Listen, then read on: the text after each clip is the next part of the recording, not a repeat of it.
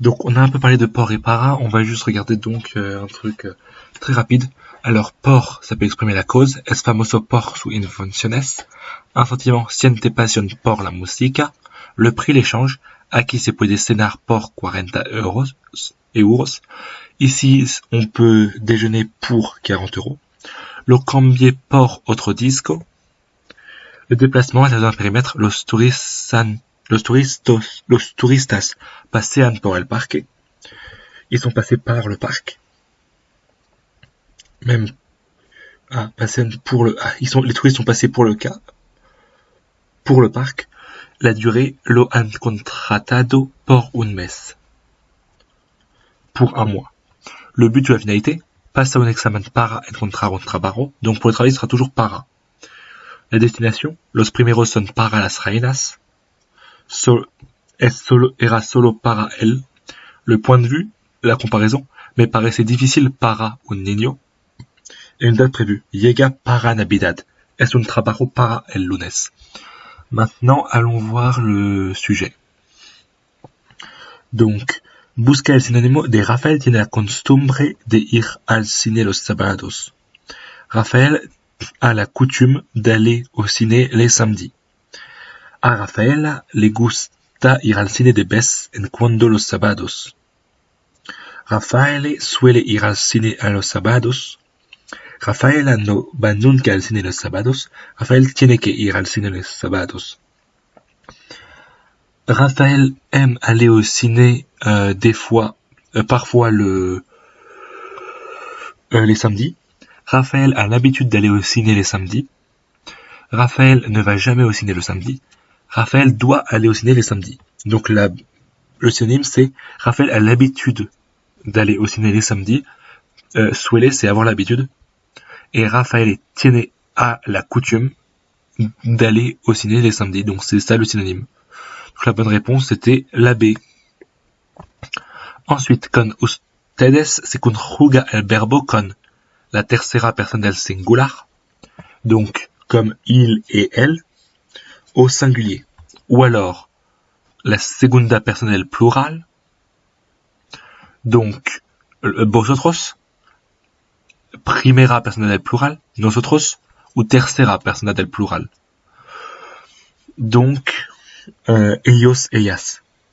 Donc déjà, on va pas dire nosotros pour ustedes qui signifie le vouvoiement. Ensuite, ustedes c'est au pluriel. Du coup, c'est pas la personne du singulier. Maintenant, il reste la seconde personne du pluriel ou la troisième personne du pluriel. Donc, c'est pas la seconde personne parce que vosotros c'est uniquement pour quand tu ne vous vois pas la personne. C'est plusieurs personnes tutoyées. Quand c'est plusieurs personnes vous voyez, c'est tercera personne del plural. Donc, parce que c'est comme avant, la duchesse veut-elle ou les rois veulent-ils. Quand tu parlais à quelqu'un, donc qu'ils ont gardé ça, donc c'est la troisième personne du pluriel. Compléta la phrase, lo llaman para que se vaya, se va, se ira, se fue con ellos. Donc je l'appelle pour que, donc là pour c'est un but, pour que il aille avec elle. Donc pour qu'il ira, non. Pour qu'il soit allé, non. Maintenant, il reste entre sebaya et seba. On va donc aller voir la conjugaison de ir sur celui-là d'ailleurs, conjugaison. Donc, seba, c'est uniquement au présent de l'indicatif, sauf que là, on est au subjonctif. Donc, on arrive donc à sebaya. Et donc là, c'est le présent du subjonctif, sebaya. Oui, ça va bien régulier, donc faut l'apprendre. Sebaya. Sebaya. Donc la bonne réponse, c'est donc lo llaman para que se vaya con ellos. Je l'appelle pour qu'il aille. C'est comme en français, on dit pas pour qu'il va, on dit pour qu'il aille. C'est donc le subjonctif. ¿Qué frase no expresa una hipótesis? Quelle phrase n'exprime pas une hypothèse?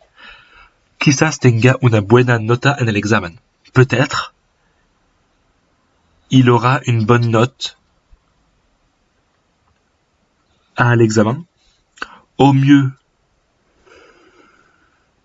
ils viendront le vendredi. Talbes, cette fois, une telle fois, une fois, Talbes, précisément, Talbes, c'est comme quizás, c'est peut-être. Peut-être, su padre no sepa nada, son père ne sait pas, ne sait rien. Ou hace falta ser más solidario. Faire des fautes nous est, rend plus solidaires. Donc la seule qui n'est pas une hypothèse, c'est la D. Tuvo correspondo al verbo tener conjugado en futuro? Non. Alors, ¿es el imperfecto? No, sí, el imperfecto. ¿Es el presente de subjuntivo? No. Je pense que c'est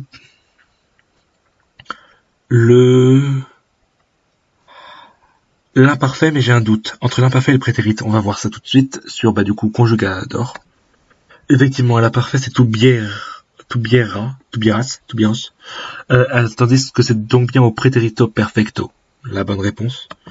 Tandis que, para expresar dos acciones que se cumplen simultáneamente, podemos utilizar estar plus gerundio, être en train de, a lo mejor plus indicativo, au mieux plus l'indicatif, ir plus gerundio, aller à être en train de faire quelque chose, ou alors al plus infinitivo.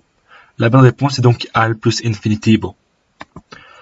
Transforma esta frase utilizando usted. Donc il y a toujours une question sur usted, voire même plusieurs des fois, donc il faut toujours bien faire gaffe à usted dans les quiz, dans el campeonato. Donc, hablas con la jefa, tu parles avec la chef. Usted, habla, habláis, hablan con la jefa. Donc, on a dit que usted, ça se conjuguait à la troisième personne. Donc là, un seul usted, du coup, c'est la troisième personne du singulier. Donc, le verbe, c'est hablar. Donc, c'est pas habler. Hablan, c'est au pluriel. Habláis, c'est pour vosotros, mais un vous, pas de vouvoiement. Un vous de plusieurs personnes tutoyées. Donc, la bonne réponse, c'est la B. Habla.